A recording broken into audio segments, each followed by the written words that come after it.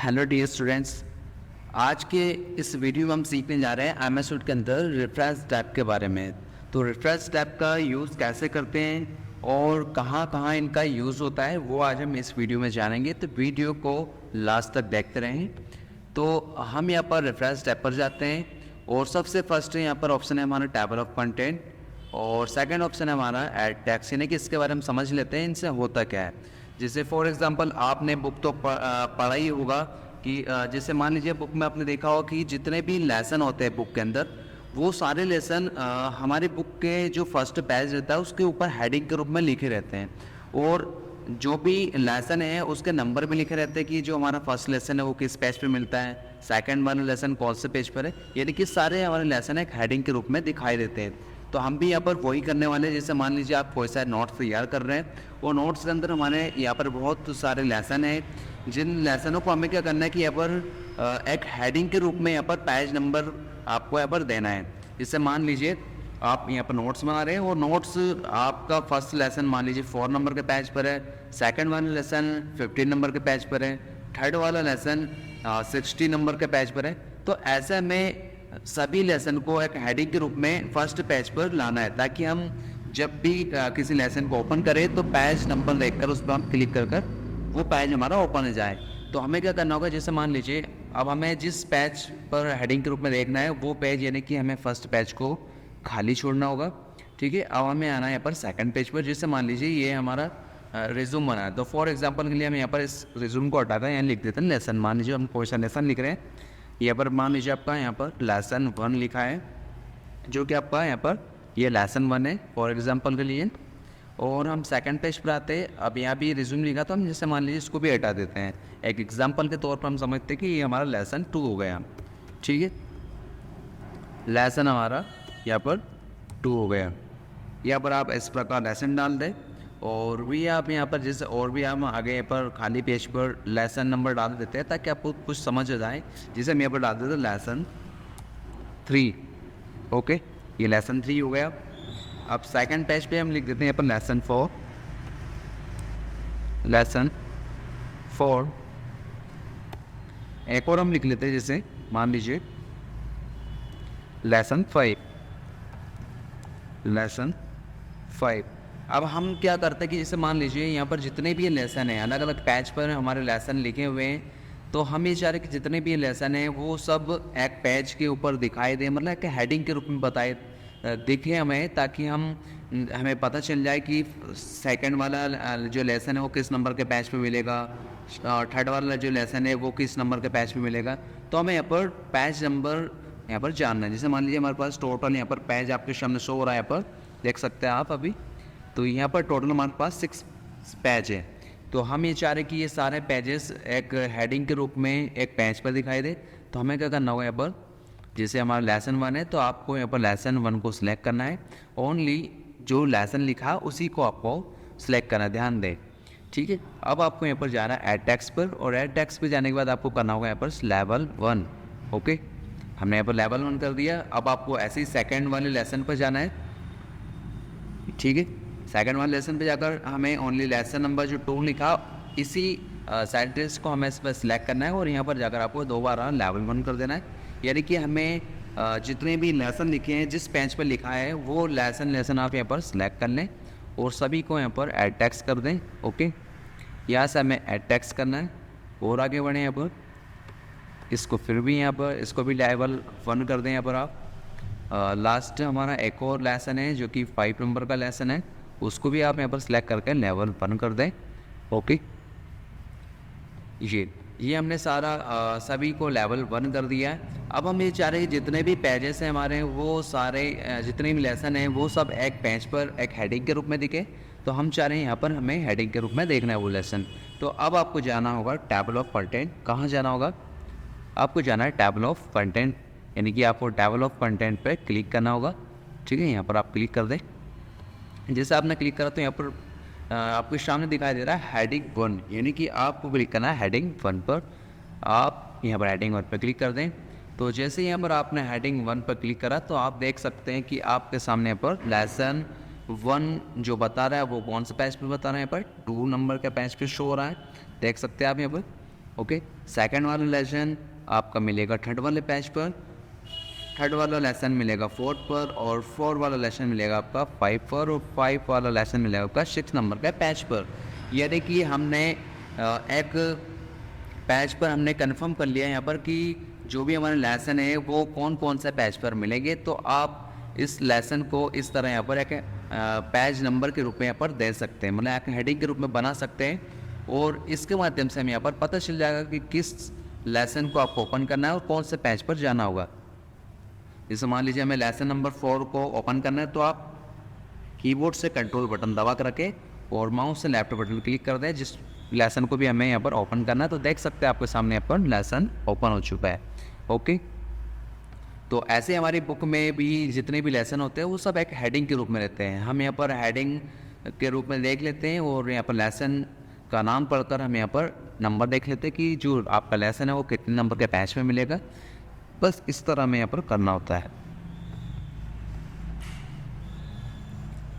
Okay, तो ये हमें ऑप्शंस का यूज़ होता है हमारा टेबल ऑफ कंटेंट यानी कि एड टेक्स्ट का। यानी कि आप किसी भी बुक या नोट्स अगर टाइप करें तो उस सभी लेसन को एक हेडिंग के रूप में एक पेज पर आप देख सकते हैं। ठीक है, तो ये हमारा टेबल ऑफ कंटेंट का ऑप्शंस क्लियर हो गए।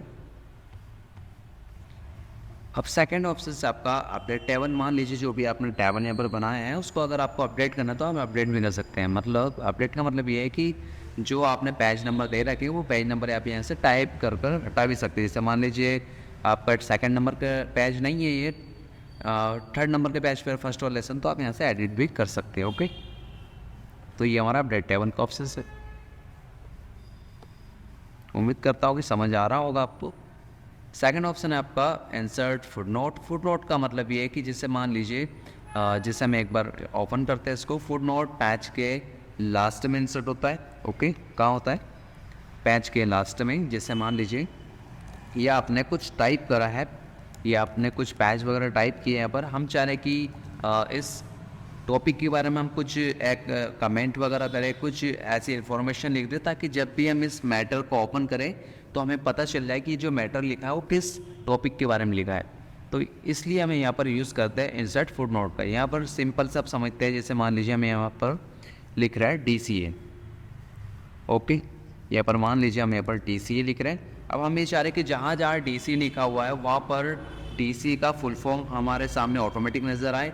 तो हमें क्या करना है कि यहाँ पर आपको क्लिक करना होगा इंसर्ट फुटनोट पर, यानी कि फुटनोट आप जैसे क्लिक करेंगे तो पेज के लास्ट में इंसर्ट हो जाता है, देख सकते हैं आप यहाँ पर। अब हम यहाँ पर लिख रहे हैं DC का फुल फॉर्म, जिससे DC का फुल फॉर्म होता है diploma in computer application. Okay, यहाँ पर हमने DC का फुल फॉर्म लिख दिया। अब ये हमने यहाँ पर कंप्लीट कर दिया। अब जैसे हम यहाँ पर DC के पास आ रहे हैं तो देख सकते हैं आप यहाँ पर ऑटोमेटिक आपके सामने शो हो रहे हैं ना कि DC का फुल फॉर्म शो हमारे पास हो रहा है, देख सकते हैं हम यहाँ पर।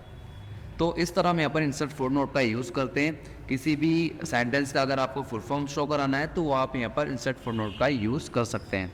ऐसे आपका होता है इंसर्ट एंड नोट, यानी कि इंसर्ट फुटनोट होता है पेज के लास्ट में और इंसर्ट एंड नोट होता है यानी कि पैराग्राफ के लास्ट में। जैसे मान लीजिए ये पैराग्राफ हमारे यहाँ पर खत्म हुआ और यहाँ पर ही आपका इंसर्ट फुटनोट ओपन हो गया। तो ये इंसर्ट एंड नोट और इंसर्ट फुटनोट दोनों का यूज़ एक जैसा होता है, यानी कि किसी भी सेंटेंस का, किसी भी कोर्स का फुल फॉर्म शो कराने के लिए इनका यूज़ करते हैं। नेक्स्ट फुटनोट यानी कि आपको एक और फुटनोट ऐड करना है किसी और सेंटेंस का फुल फॉर्म शो कराना, तो आप नेक्स्ट फुटनोट पर क्लिक करके यहाँ से और भी फुल फॉर्म यहाँ पर शो करा सकते हैं। अब सेकंड ऑप्शन है आपका शॉर्ट नोट्स, यानी कि 100 नोट्स, यानी कि जो भी आपने यहाँ पर फुटनोट अप्लाई किया है वो यहाँ पर शो करके बता देगा कि कहाँ कहाँ आपने अप्लाई किया। जैसे यहाँ पर ऑटोमेटिक हमारा कर्सर आ गया कि आपने यहाँ पर इंसर्ट फुटनोट को अप्लाई करा हुआ है। ठीक है, सेकंड ऑप्शन है आपका इंसर्ट सिटेशन। इंसर्ट सिटेशन का मतलब ये है कि जैसे मान लीजिए यहाँ पर हमें जो भी ये नोट्स वगैरह आपने टाइप किया है तो ये नोट्स जो आपने बनाए हैं वो किस व्यक्ति ने बनाया है, यानी कि किस सन में बनाया है, कुछ उसके बारे में जानकारी हमें देना है। ऐड न्यू सोर्स पे आप क्लिक कर दें और यहाँ से उस पर्सन की डिटेल डाल दें जिस पर्सन ने यहाँ पर ये नोट्स वगैरह हमारा बनाया है। यहाँ पर ऑथर नाम लिख दें, जो भी ऑथर यहाँ पर है किसने ये नोट्स बनाया है उसका नाम लिख दें आप, जैसे ठीक है, जैसे हम यहाँ पर राज लिख रहे हैं।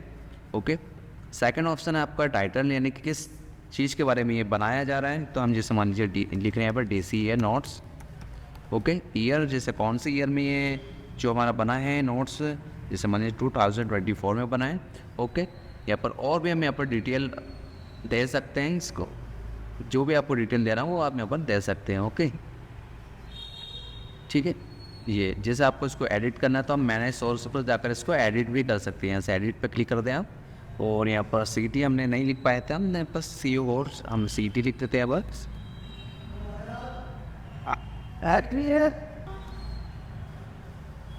और पब्लिशर यानी कि आप पब्लिशर का नाम डाल दें यहाँ पर, ठीक है। तो ये डिटेल हमें यहाँ पर फिल करनी होती है, और यहाँ पर यस कर दें आप, ठीक, और यहाँ से क्लोज कर देते हैं। तो देख सकते हैं आपके सामने यहाँ पर लिखा आ रहा है DCA। यहाँ पर जो हमने टाइप करा है वो उस व्यक्ति की यहाँ पर इंफॉर्मेशन शो हो रही है यहाँ पर, है ना। तो ये आप यहाँ पर इंफॉर्मेशन भी दे सकते हैं कि ये जो नोट्स बनाए हैं वो किस व्यक्ति के द्वारा बनाया गया है, ठीक है। नेक्स्ट ऑप्शन है आपका बाइब्लियोग्राफी, यानी कि आप यहाँ पर इंसर्ट बाइब्लियोग्राफी पर क्लिक कर दें, और यहाँ पर आपका उस व्यक्ति का नाम शो हो जाएगा कि ये जो DC के नोट्स बनाए हैं वो किसने बनाया है। जैसे सामने देख सकते हैं आप, ये जो ऑथर नेम है राज है, और 2024 में बनाया गया है, और क्या बनाया गया है DC का नोट्स, और जो लोकेशन है उसकी सिटी है वो आ रहा है यहाँ पर सी हो रहा है। तो ये हमारा इसी के ऑप्शंस होते हैं। ओके, इस तरह। सेकंड ऑप्शन है हमारा इंसर्ट, जिससे मान लें इसको हम थोड़ा सा हटा देते हैं अभी। सेकंड ऑप्शन है हमारा इंसर्ट कैप्शन। इंसर्ट कैप्शन का मतलब ये है कि जैसे ये बोल रहा है कि सबसे पहले आप एक पिक्चर लाओ, और पिक्चर लाने के बाद आप इस ऑप्शंस के द्वारा हमें यहाँ पर नाम ऐड करना है। जैसे हम सबसे पहले यहाँ पर पिक्चर लाते हैं, ऐसे इंसर्ट पे जाकर पिक्चर ले लेते हैं। जैसे मान लीजिए ये हम पिक्चर ले रहे हैं यहाँ से, ओके, ये हम यहाँ से पिक्चर ले रहे हैं, कोई सा भी हम यहाँ पर पिक्चर इंसर्ट कर लेते हैं। अब पिक्चर इंसर्ट करने के बाद हमें क्या करना है कि इस पिक्चर का नाम लिखना है, यानी कि किसके द्वारा, इंसर्ट कैप्शन के द्वारा लिखना है। जैसे हम पिक्चर थोड़ा छोटा कर लेते हैं, जैसे हम थोड़ा साइज छोटा कर लेते हैं बैच का, तो हमारे यहाँ पर नॉर्मल तरीके से पूरा दिख जाएगा पिक्चर। ओके, जैसे हमें जाना है यहाँ पर रेफरेंस पर, और यहाँ पर हमें क्लिक करना है इंसर्ट कैप्शन। हम जैसे इस पर क्लिक करेंगे तो आपसे यहाँ पर पूछ रहा है फिगर 1, यानी कि आपको फिगर पर नहीं क्लिक करना है, यहाँ पर क्लिक करना है लेवल पर, और यहाँ पर आपको डालना है जैसे ये क्या है, इसका नाम भी लिख सकते हैं, या फिर हम लिख सकते हैं पिक्चर 1। हमने यहाँ पर डाल दिया पिक्चर 1, और यहाँ से आप ओके कर दें, ओके कर दें यहाँ से। जैसे हम इसको हटा देते हैं यहाँ पर, ओके, और यहाँ से आप ओके कर दें। तो जैसे आपने यहाँ पर ओके करा तो देख सकते हैं आपके सामने यहाँ पर पिक्चर 1 यहाँ पर लिखा गया। ओके, यानी कि ओनली इसका यूज़ कुछ नहीं होता है, जैसे बस सिंपल सा है कि आप एक पिक्चर लें और पिक्चर का नाम इस इंसर्ट कैप्शन के द्वारा आप यहाँ पर टाइप कर दें। जैसे मान लीजिए हम यहाँ पर सेकंड पिक्चर ले रहे हैं, ओके, हम यहाँ पर सेकंड पिक्चर ले रहे हैं, और आप यहाँ पर पिक्चर ले लें, और पिक्चर लेने के बाद आपको यहाँ पर क्या करना है, हम थोड़ा छोटा कर देते हैं पिक्चर को, पिक्चर हम थोड़ा छोटा कर देते हैं। ओके, अब हमें इस पिक्चर के नीचे नाम लिखना है, तो हमें क्या करना होगा, दोबारा रेफरेंस पर जाना है, और यहाँ पर आपको क्लिक कर देना है इंसर्ट कैप्शन, और यहाँ पर जो लिखा आ रहा है आपका न्यू लेवल, तो यहाँ पर आप क्लिक कर दें पिक्चर, ओनली यहाँ लिख दें आप पिक्चर, और यहाँ से आप ओके कर दें। ठीक है, ओके करें, यहाँ से देख सकते हैं आपके सामने पर पिक्चर 1 लिखा गया, यानी कि आप यहाँ पर डायरेक्टली दे सकते हैं नंबर कि आप जो पिक्चर ले रहे हैं वो कौन सा नंबर की पिक्चर है। ठीक है, तो ये हमारा पिक्चर का ऑप्शन देता है पिक्चर के पीछे नाम लिखने के लिए। ठीक है, नेक्स्ट ऑप्शन आपका इंसर्ट ऑफ टेबल फिगर। यहाँ पर आप जैसे क्लिक करेंगे तो जैसे हमने यहाँ पर लेसन को एक हेडिंग के रूप में देखा था, वैसे ही हमारा ये पिक्चर का ऑप्शन होता है, इसको भी आप एक हेडिंग के रूप में यहाँ पर देख सकते हैं कि कौन सी पिक्चर किस नंबर के पेज पर हैं या किस नंबर के, ठीक है, पैराग्राफ पे। यहाँ पर देख सकते हैं आपके सामने यहाँ पर शो हो गया हमारा पिक्चर 1, यानी कि 1 नंबर के पेज पे हमारा ये पिक्चर है। तो यही इसी का ये ऑप्शंस होते हैं। ओके, क्रॉस रेफरेंस यानी कि ये हम आपका यहाँ पर सिलेक्ट कर रहे हैं, जैसे बुक मार्क वगैरह सेलेक्ट करना है आपको, हेडिंग सेलेक्ट करना है, जैसे हमने पिछली वीडियो में भी इसके बारे में जाना था, तो वही हमारे ये ऑप्शंस होता है। मार्क का मतलब है जैसे कुछ मार्क वगैरह आपको लगाना है कि हमें जितने भी लाइन हैं उनके आगे मार्क वगैरह लग जाए, जैसे यहाँ पर हम ये कुछ टाइप करा और यहाँ पर मार्क को ओपन कर दिया, तो देख सकते हैं आपके सामने पर एक मार्क जैसे यहाँ पर ऐड हो गया ये। ठीक है, अब इस मार्क को हटाने के लिए हमें यहाँ पर होम पर जाना पड़ता है और इसके बाद यहाँ पर क्लिक करके मार्क को मिटा देते हैं, तो ये मार्क हमारा हट जाएगा। ठीक है, तो इस तरह हम यहाँ पर इन सारे ऑप्शंस का यूज़ करते हैं। ठीक है, वीडियो अगर पसंद आया तो वीडियो को लाइक करना ना भूलें